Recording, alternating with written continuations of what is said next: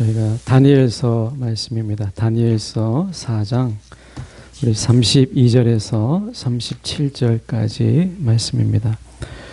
다니엘서 4장 32절에서 37절까지 말씀, 성경으로 보실 분은 구약성경 1240쪽 다니엘서 4장 32절에서 37절까지 말씀입니다.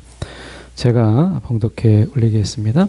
내가 사람에게서 쫓겨나서 들짐승과 함께 살면서 소처럼 풀을 먹을 것이요 이와 같이 7대를 지나서 지극히 높으신 이가 사람의 나라를 다스리시며 자기의 뜻대로 그것을 누구에게든지 주시는 줄을 알기까지 이르리라 하더라. 바로 그때에 이 일이 나 느부갓네살에게 응함으로 내가 사람에게 쫓겨나서 소처럼 풀을 먹으며 몸이 하늘 이슬에 젖고 머리털이 독수리 털과 같이 자랐고 손톱은 새 발톱과 같이 되었더라. 그 기한 이참에 나 느부갓네살이 하늘을 우러러 보았더니 내 총명이 다시 내게로 돌아온지라. 이에 내가 지극히 높으신 이에게 감사하며 영생하시는 이를 찬양하고 경배하였나니 그 권세는 영원한 권세요 그 나라는 대대에 이르리로다. 땅의 모든 사람들을 없는 것 같이 여기시며 하늘의 군대에서든지 땅의 사람에든지 그는 자기 뜻대로 행하시나니 그의 손을 금하든지 혹시 이르기를 내가 무엇을 하느냐고 할 자가 아무도 없도다. 그때에 내 총명이 내게로 돌아왔고 또 내 나라의 영광에 대하여도 내 위엄과 광명이 내게로 돌아왔고 또 나의 모사들과 관원들이 내게 찾아오니 내가 내 나라에서 다시 세움을 받고 또 지극한 위세가 내게 더하였느니라. 그러므로 지금 나 느부갓네살은 하늘의 왕을 찬양하며 칭송하며 경배하노니 그의 일이 다 진실하고 그의 행하심이 의로우심으로 교만하게 행하는 자를 그가 능히 낮추심이라. 아멘. 오늘 이 말씀을 통해서 때가 무르익은 찬양이라는 제목으로 함께 말씀을 나누기를 원합니다. 우리가 여기서 나와 있는 느부갓네살이라고 하는 존재는 당시에 땅에서는 최고의 권력가입니다. 그 땅에서는 이 느부갓네살에게 당신이 무엇을 하고 있느냐라고 아무도 말할 수 없는 절대 권력자다, 이렇게 볼 수 있습니다. 근데 우리가 알다시피 느부갓네살이 하나님이 이렇게 엄청난 권력을 주었음에도 불구하고 그가 겸손하지 못하고 교만하죠. 하나님이 그것 때문에 오늘 말씀처럼 우리가 37절 하반절에 보시면 교만하게 행하는 자를 그가 능히 낮추심이라. 하나님은 교만한 자를 결코 가만히 두지 않으세요. 반드시 그 교만을 꺾으세요. 왜냐하면 교만한 자가 교만한 자로 성공을 하게 되면 모든 사람들의 우상에 교만이 생기기 때문에 하나님께서는 그 교만을 꺾으시는 것이 사랑인 거예요. 그래서 교만한 자를 하나님께서 우리가 가만히 두시지 않으시는데 오늘 느부갓네살의 이 교만을 하나님께서 어떻게 꺾으시는가 하는 것을 우리가 좀 볼 필요가 있습니다.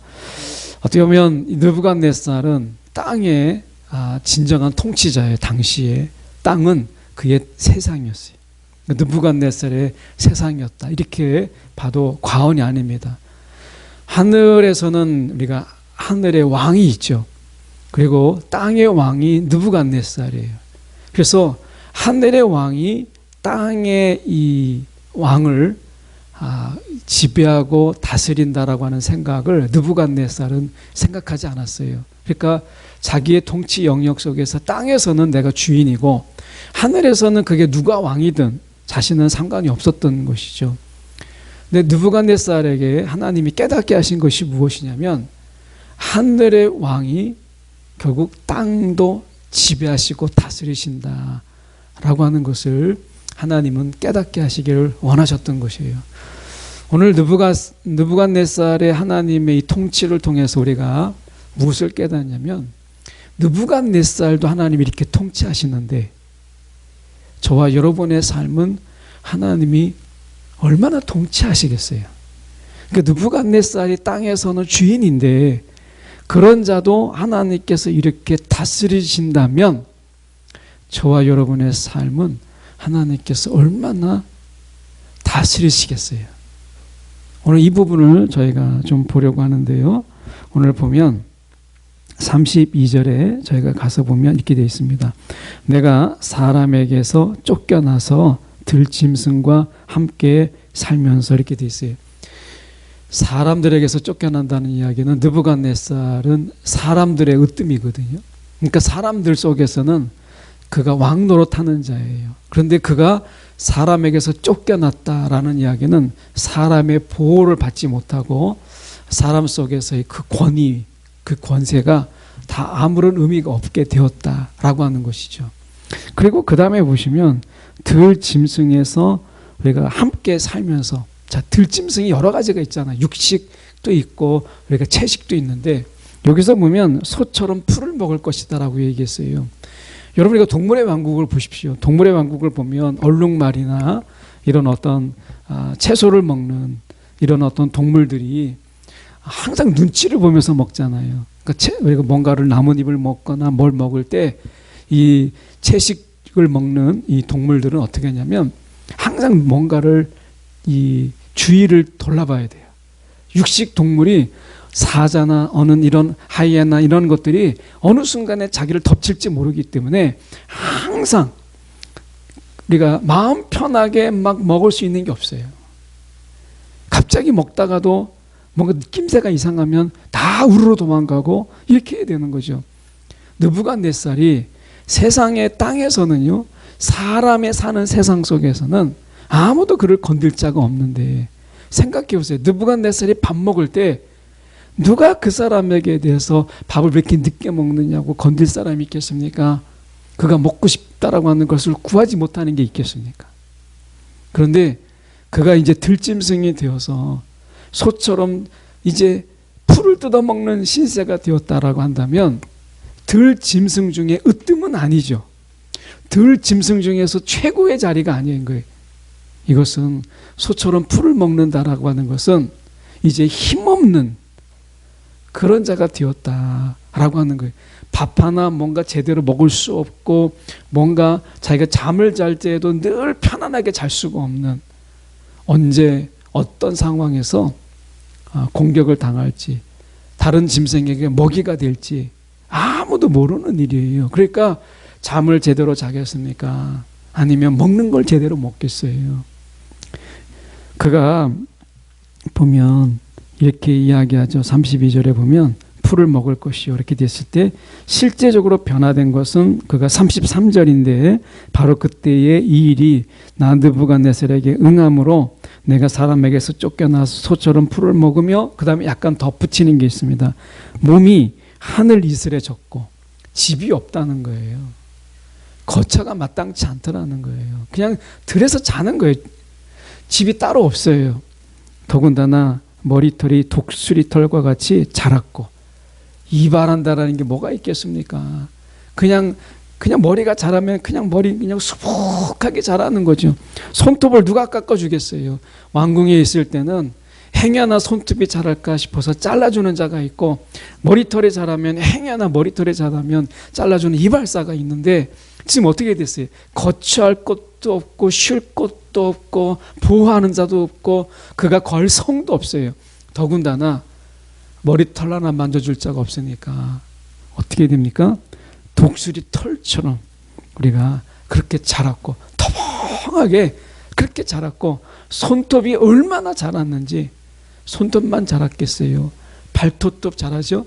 아무도 그를 관리해 주는 자가 없었다라고 하는 거예요. 그냥 짐승 그대로, 짐승처럼 그렇게 그가 살게 되었다라고 하는 거잖아요. 그가 이제 사느냐 죽느냐, 매일매일이 이제 사느냐 죽느냐를 가지고 걱정해야 되는 거예요. 왕이었을 때는 늘 배부르게 먹고 그를 지키기 위한 그 친위 부대가 얼마나 겹겹이 그를 보호하고 있었어요. 좀 필요하다 싶으면 우리가 손 발을 다 깎아주고 자기를 다 씻겨주고 이랬던 인생이잖아요. 그런 인생이 거처할 곳도 없이 그가 풀을 먹으면서 행여나 들짐승에게 육식 동물에게 잡힐까봐 먹일까봐 잠도 제대로 자지 못하고 눕지도 제대로 못하고 제대로 먹지도 못하고 이런 신세가 되었다. 아무도 그를 돌봐주는 자가 없더라는 거예요. 그런 신세가 되었다라고 하는 거예요. 어떻게 보면 그의 존재가 가장 밑바닥까지 떨어지게 되었다라고 하는 거잖아요.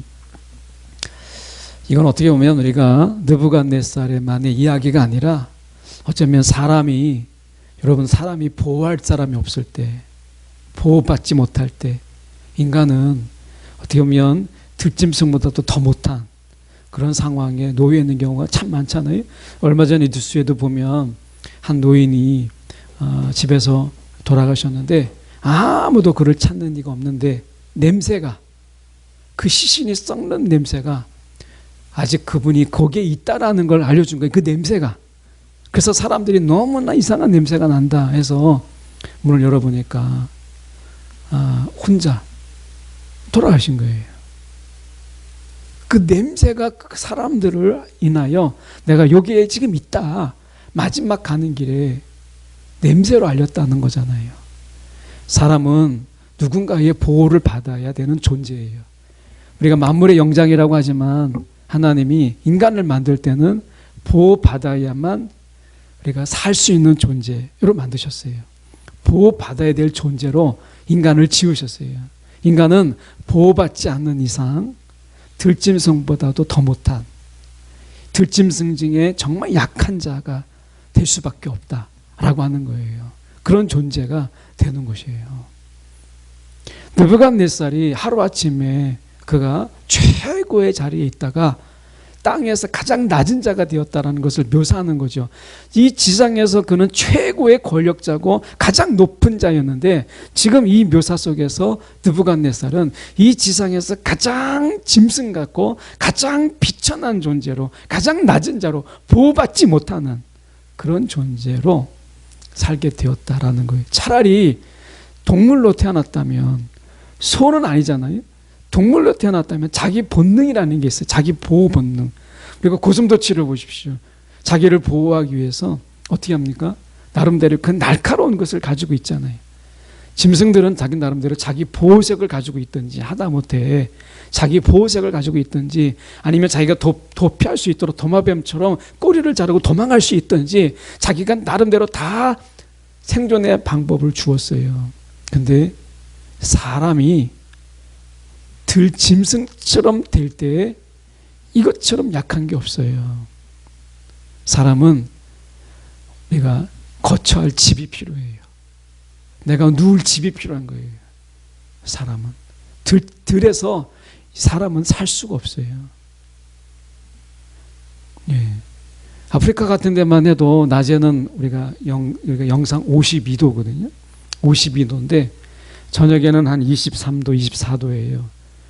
24도면은 우리가 정말 그냥 누울만 하잖아요. 근데 낮에가 52도, 53도, 높게 나갈 때는 54도까지 나가기 때문에 한 23, 4도가 차이 나면 저녁에는요 엄청나게 춥습니다. 예. 제가 겨울 침낭에 들어가서 자는데도 이가 막 떨려서 몇 번 깨야 돼요. 그 25도의 차이가 굉장히 차이가 나는 거예요. 그래서 아프리카에서는 28도만 돼도 얼어 죽는 사람이 생깁니다. 그만큼 이 나일교차가 차이가 큰 거예요. 사람은요 그런 걸 보면 정말 보호받지 않으면 살 수 없는 존재가 인간이구나 라고 하는 것을 보게 돼요. 여러분, 우리가 하나님의 보호를 딱 거두는 순간요, 오늘 느부갓네살 어떻게 됐습니까? 하나님이 주신 것들, 하나님의 보호를 그가 싹 거뒀더니 짐승보다 못한 자가 되었다 라고 하는 거예요. 아무도 그를 보호할 자가 없게 되었다 라고 하는 것입니다.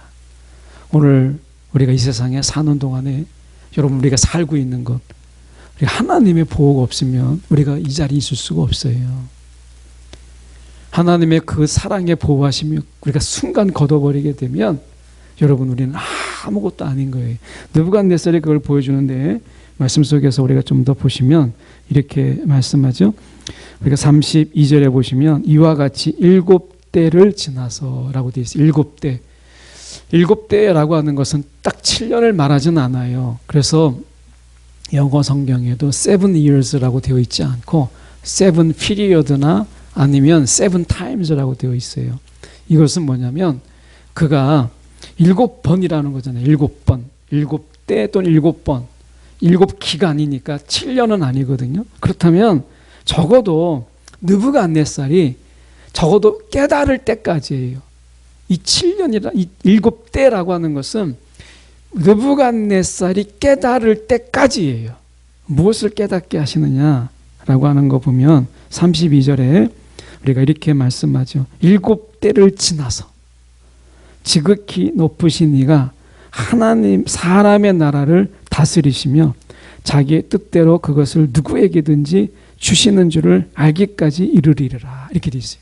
그러니까 느부갓네살에게 7대가 지나면 저절로 아는 게 아니라 지금 그 얘기가 아니거든요. 7대를 지나서라는 이야기는 7대, 7 times가 지날 때 이제 비로소 안다라는 게 아니라 하나님께서는 이것을 알 때까지 그에게 들짐승처럼 살아가게 하신다는 거예요.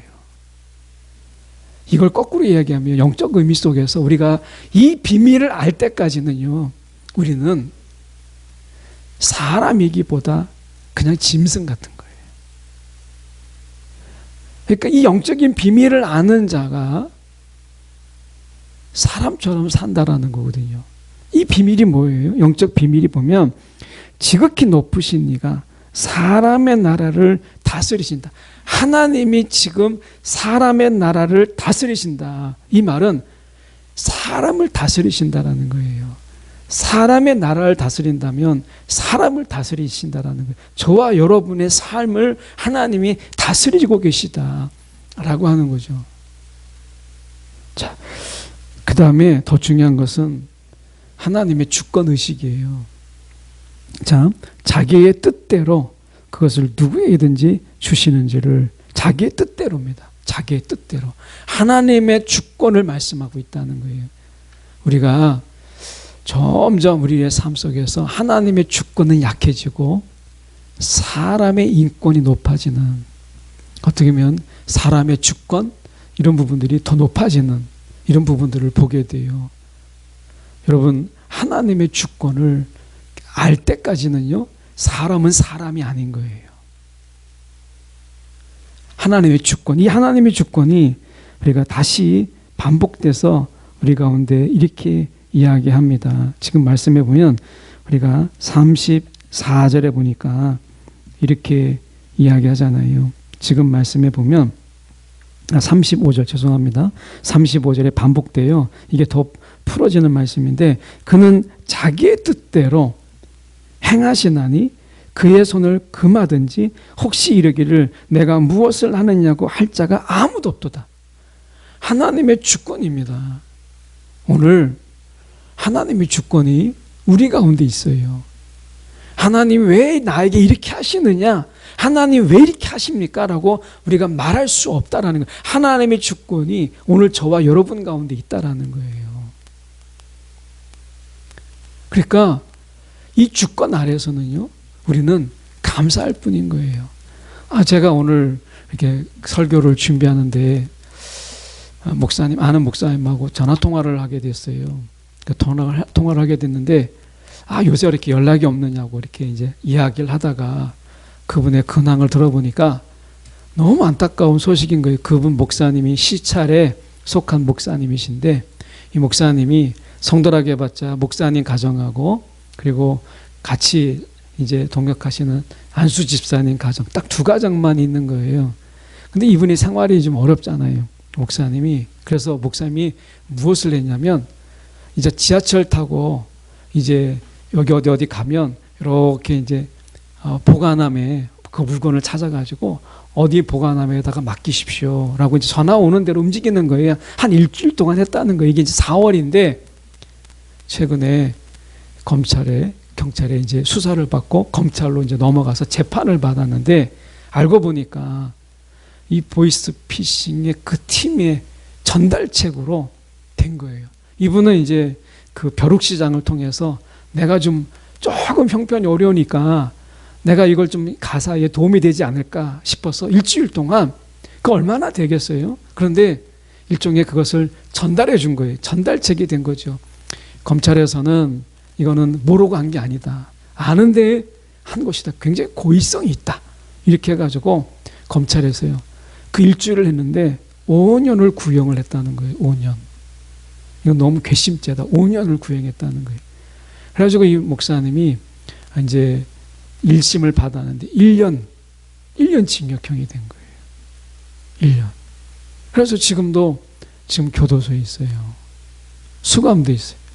이 목사님이 너무 안 됐잖아요. 제가 들어봐도 너무 안 된 거예요. 그래가지고 이분이 탄원서부터 해서 이분이 그동안 어떻게 목회했는지 그래서 한 500장을 탄원서를 받느라고 한 달 동안 열심히 뛰어다닌 거예요. 그래가지고 2심이 좀 있으면 열리는데 100교회의 그 탄원서하고 500명의 탄원장을 이제 재판부에 올린 거예요. 그 일을 하느라고 이제 뭐 돈 써가면서 자기 일 못하면서 막 그렇게 다녔더라고요. 그 얘기를 듣는데 너무 안 된 거잖아요. 우리가 이렇게 생각을 한번 해봅니다. 여러분, 하나님의 주권이라는 거예요. 주권. 하나님의 주권. 이 주권 속에서 우리가 한번 생각해 봐요. 하나님이 오늘 우리의 주권 속에서 하나님이 이것을 맡겨주셨어요. 이걸 하라라고 말씀하셨단 말이죠. 그러면 그것에 대해서 왜 내가 이걸 해야 됩니까?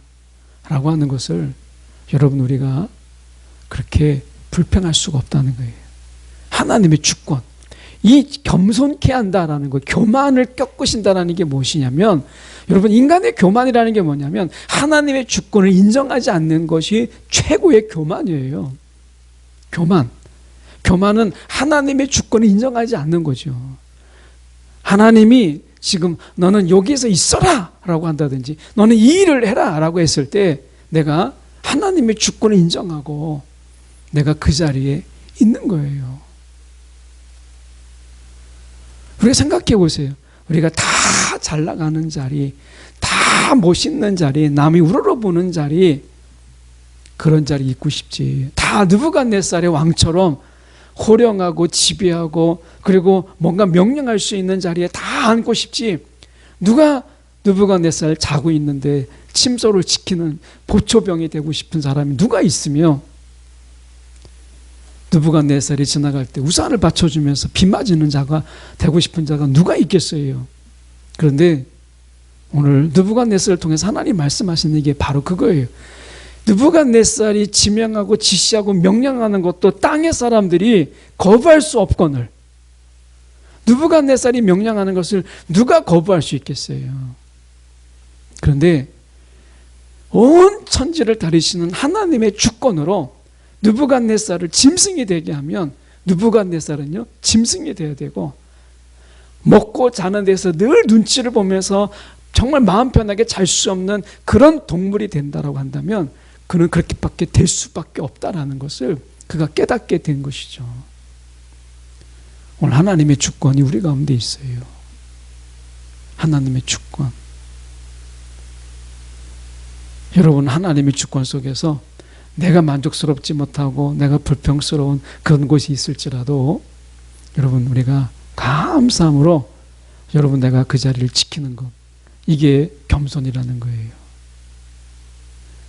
목사님 2심 때 우리가 이제 정말 이제 할 수만 있던 집행유예로 그게 이제 최고의 목표더라고요. 집행유예로 나오셔서 다시 자신의 자리를 지키는 것 이제 그게 그분의 기도 제목이다 해서 이제 같이 이제 기도 제목을 나누는데 여러분 오늘 우리가 하나님이 우리 가운데 있으라 하는 곳 우리 가운데 하나님이 말씀하신 그 자리 가운데 하나님의 주권을 인정하는 것만큼 중요한 게 없어요.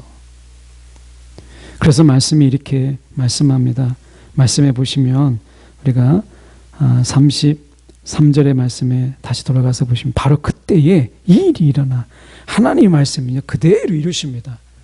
말씀이 이루신다는 것은 하나님이 말씀의 주권자가 되셨다라고 하는 것을 우리 가운데 말씀하고 있는 거예요.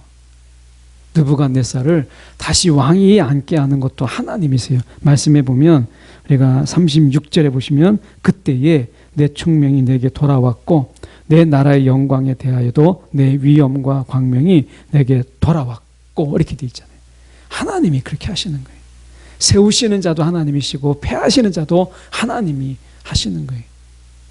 우리가 하나님의 주권 안에 우리가 있다라고 하는 것을 기억하셔야 돼요. 오늘 하나님의 주권 안에 우리가 있다라고 하는 것을 우리가 좀 기억하면서 우리가 37절 하나만 보고 저희가 마치면 이렇게 되어 있습니다. 그러므로 지금 나 느부갓네살은 하늘의 왕을 찬양하며 자기는 땅의 왕으로 군림했는데 이제 하늘의 왕을 의식했어요. 하늘의 왕을 찬양하며 찬송하며 경배하노니 그의 일이 다 진실하고 그의 행하심이 의로우심으로 이렇게 얘기합니다. 하늘의 왕 아래 자신은 그저 그 주권 안에 있는 다스림을 받는 자라고 하는 것을 비로소 깨닫습니다. 오늘 느부갓네살이 깨달은 게 뭐예요? 하나님의 주권 아래 내가 있다라고 하는 거예요. 여러분 지금은 하나님의 주권 사상이 많이 약화되어 있어요. 내 생각이 오르면 하나님의 주권은 아무것도 아닌 거예요. 오늘 우리가 다시 한번 회복되어야 될 게 하나님의 주권 사상이에요. 하나님이 내 삶의 주인이시다. 이건 정말 어려운 이야기거든요. 그런데 느부갓네살이 어떻게 해요? 7 times 7대를 지나서야 그가 깨달아요. 깨닫는 그때까지 7대가 걸렸다라는 거죠. 오늘 우리가 하나님의 비밀을 우리 가운데 알려주셨잖아요. 우리 삶의 주권은 하나님께 있다. 오늘 이 말씀 기억하는 저와 여러분 되기를 간절히 소망합니다. 기도하겠습니다.